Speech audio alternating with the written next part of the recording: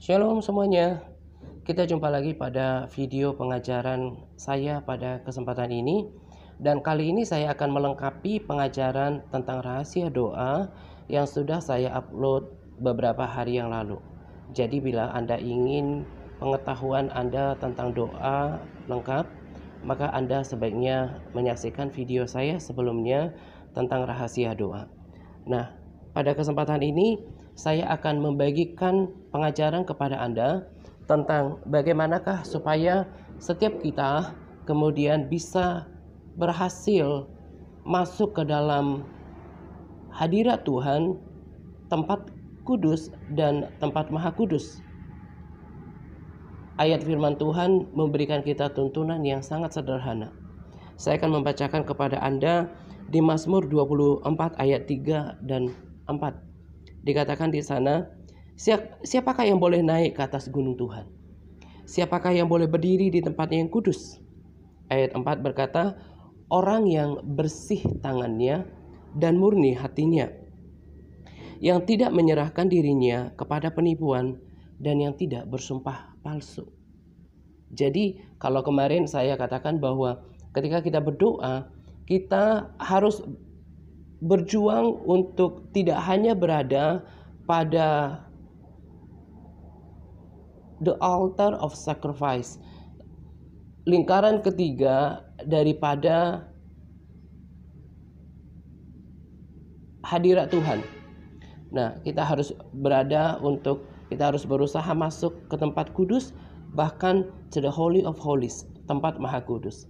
Nah, seperti yang saya utarakan di sana bahwa ini adalah merupakan salah satu problem yang besar daripada orang Kristen, di mana mereka tidak bisa berhasil masuk dalam hadirat Tuhan.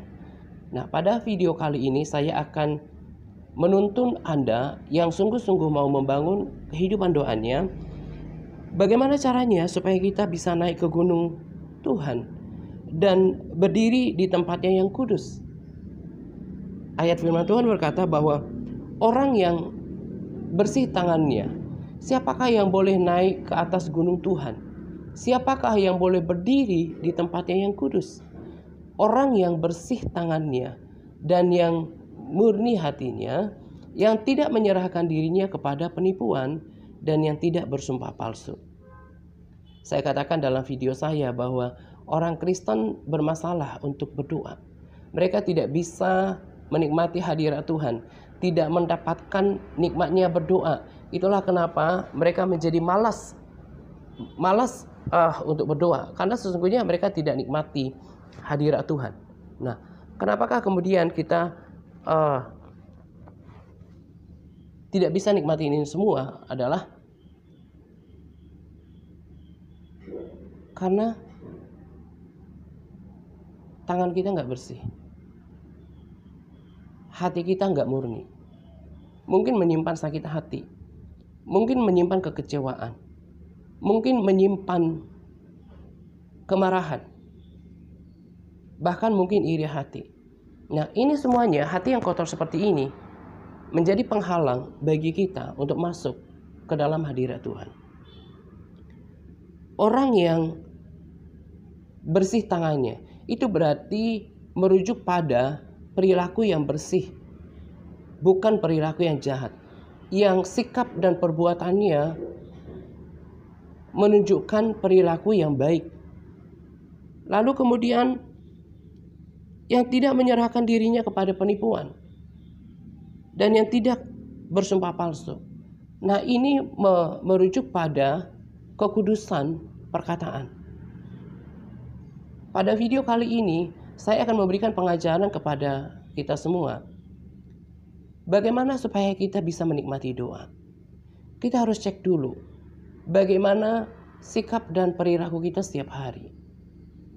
Apakah sikap dan perilaku kita sudah seturut dengan firman Tuhan?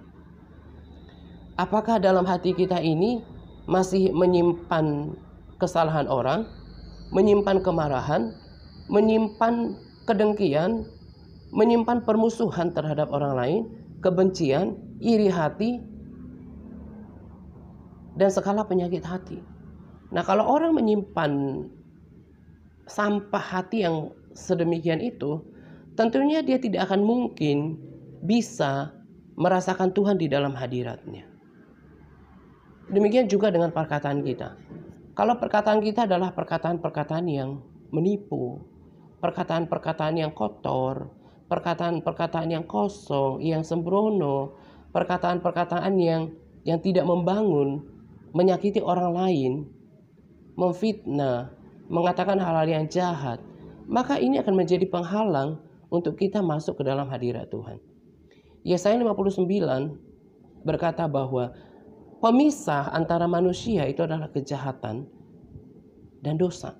Itu berarti kalau hati kita menyimpan dosa, hati kita menyimpan kejahatan, perkataan kita mengucapkan perkataan-perkataan yang jahat, mengucapkan perkataan-perkataan yang tidak bersih, perkataan-perkataan yang tidak kudus, tidak mulia, perbuatan kita tidak seturut dengan firman Tuhan, maka ini akan menjadi pemisah antara kita dengan Tuhan.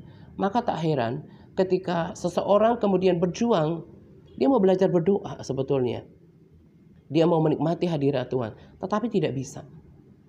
Nah, melalui video ini saya sampaikan kepada kita semua supaya kita bisa menikmati hadirat Tuhan. Maka kita harus pastikan praktek hidup kita bersih.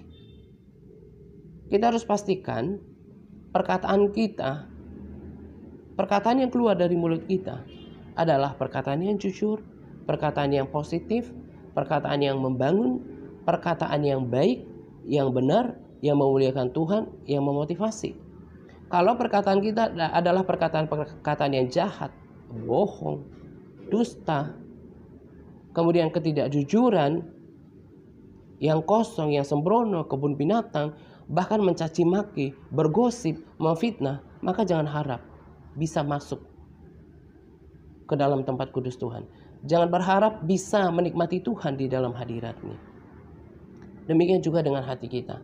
Kita harus pastikan tidak menyimpan amarah, tidak menyimpan kebencian, tidak ada iri hati, tidak ada hati yang sombong. Maka kalau hal-hal ini dibereskan dari kehidupan kita, kita akan bisa masuk ke dalam tempat kudusnya Tuhan. Saya sangat percaya bahwa gunung Tuhan dan tempat yang kudus di sini tidak hanya merujuk pada hadirat Tuhan ketika kita memuji dan menyembah Dia, tetapi juga bermaksud untuk surganya Tuhan.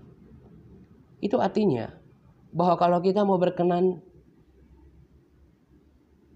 dan layak masuk dalam kerajaan surga, kita harus memastikan bahwa tangan kita bersih, perbuatan-perbuatan kita adalah perbuatan kebenaran.